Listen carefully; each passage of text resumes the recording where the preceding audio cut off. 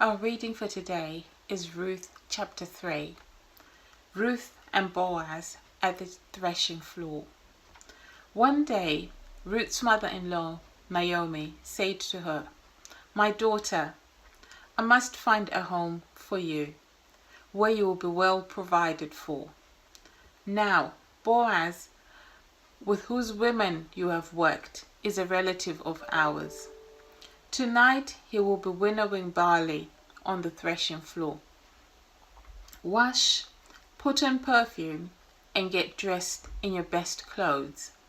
Then go down to the threshing floor, but don't let him know you are there until he has finished eating and drinking.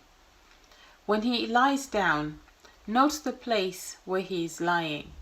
Then go and uncover his feet and lie down. He will tell you what to do." "I will do whatever you say," Ruth answered. So she went down to the threshing floor and did everything her mother-in-law told her to do. When Boaz had finished eating and drinking and was in good spirits, he went over to lie down at the far end of the grain pile. Ruth approached quietly, uncovered his feet, and lay down. In the middle of the night, something startled the man. He turned, and there was a woman lying at his feet. "Who are you?" he asked. "I am your servant Ruth," she said. "Spread the corner of your garment over me, since you are a guardian redeemer of our family." "The Lord bless you, my daughter," he replied. "This kindness is greater than that which you showed earlier. You have not run after the younger man, whether rich or poor. And now, my daughter, don't be afraid. I will do for you all you ask. All the people of my town know that you are a woman of noble character. Although it is true that I am a guardian redeemer of our family, there is another who is more closely related than I. Stay here for the night, and in the morning, if he wants to do his duty as your guardian redeemer, good, let him redeem you. But if he's not willing, as surely as the Lord lives, I will do it. Lie here until morning." So she lay at his feet until morning, but got up before anyone could be recognized. And he said, "No one must know that a woman came to the threshing floor." He also said, "Bring me the shawl you are wearing and hold it out." When she did so, he poured into it 6 measures of barley and placed the bundle on her. Then he went back to town. When Ruth came back to her mother-in-law, Naomi asked, "How did it go, my daughter?"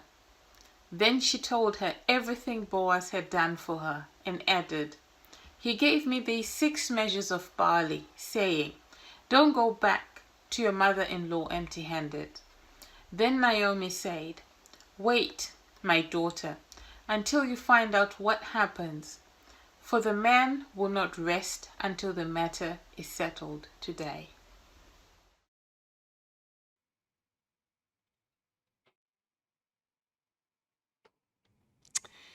Well, to be honest, when I discovered that this was the reading as part of our themed preaching here at Harrowby Lane on the 4th Sunday of Advent, it did take me a little while to get my head around it.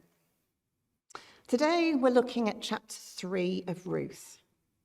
What on earth has a story of a young widow going out at night, laying with a man she barely knows, got to do with the Christmas story or of Advent? Let's see. I'm going to look briefly at 2 themes in this week's reading: obedience and redemption. At the beginning of chapter 3, Naomi instructs Ruth to bathe, to anoint herself, and to dress in other clothes. Ruth's been working in the barley fields. It's hard manual labour, so she's going to be pretty dusty and sweaty. and bathing was not as usual as it is today. But she wouldn't come in from the fields and jump in the shower. Bathing was often kept for important rituals such as before a marriage or religious services, religious reasons, and water was scarce. So to take a bath was quite a luxurious thing to do. Then she was told to anoint herself. Ruth and Naomi were widows. They were poor. It's quite unlikely they had any perfume. So Ruth would probably have used olive oil to moisten and smooth her skin, to give it a youthful glow. Ruth was a widow, so may well have been wearing mourning clothes. We don't know how long Ruth has been widowed, but possibly not that long before they left Moab. Many cultures often did, and some still do, have quite prescribed mourning rituals, including dress code, length of time, and so on. So to change from mourning clothes may have been quite a big ask. And then to go and lie at the feet of Boaz. I'll say no more on that today. So what Naomi was asking Ruth to do was hugely significant. It had implications. It wasn't a simple request. So how did Ruth respond to this extravagant and daring instruction? In verse 5, all that you say, I will do. No arguments, no discussion, complete obedience. All that you say, I will do. And she did.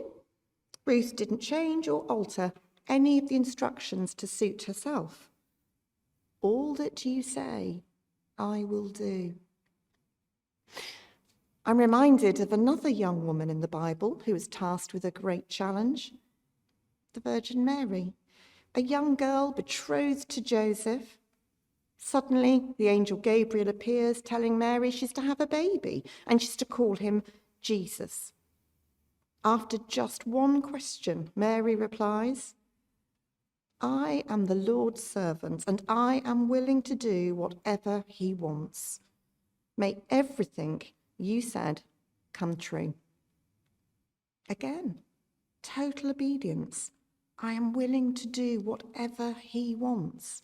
A teenager, betrothed, not married, to become pregnant while still a virgin, and not by her betrothed. I am willing to do what he wants. Mary's obedience mirrored Ruth's. Let's look at redemption. I'm pretty rubbish at explaining and sometimes understanding the meaning of words, so I always end up looking them up. So redemption, to be delivered from sin or to clear a debt. My favourite definition is the act of correcting a past wrong or to restore to its original intent. In this chapter, we hear Boaz described as guardian redeemer. In Hebrew times, the next of kin of a widow would be expected to purchase the estate of the dead man and provide for the widow, thus keeping the property and name within the family. Ruth had journeyed through much pain and disappointment. She'd lost her husband, her father-in-law, her brother-in-law. She'd travelled to a foreign country to remain with her mother-in-law and accepted her country, her faith, her God. Ruth obeying Naomi could mean a better life for them if Boaz chose to marry Ruth. They could be redeemed by Boaz, restoring the original status quo, keeping the family name and land. Mary and Joseph's obedience led to the birth of Jesus, who would grow up to be the Redeemer of all mankind, to correct the sins of the world, to pay the debt, allowing us to be God's children on earth and in his heavenly home. Ruth's story is mirrored in Mary's story of obedience and redemption. So yes, I guess there is a link to the book of Ruth at Advent. Some of us are like Ruth and Mary. We've gone through some tough times in our lives, be it relationships, work, homes, so on, or faced unbelievable challenges. I too am widowed, like Ruth. During the years since then, God has placed messengers and angels in my pathway. People who have loved me when I was hurting. People who have supported me as I found my feet and began a new life. And people who instructed me when the time was right. Hence, I'm sitting here with you this morning, obeying what I believe is God's call on me to preach.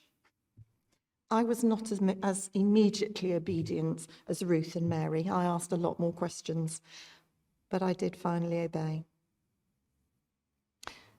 No matter what your situation is this Christmas, God is in it with you.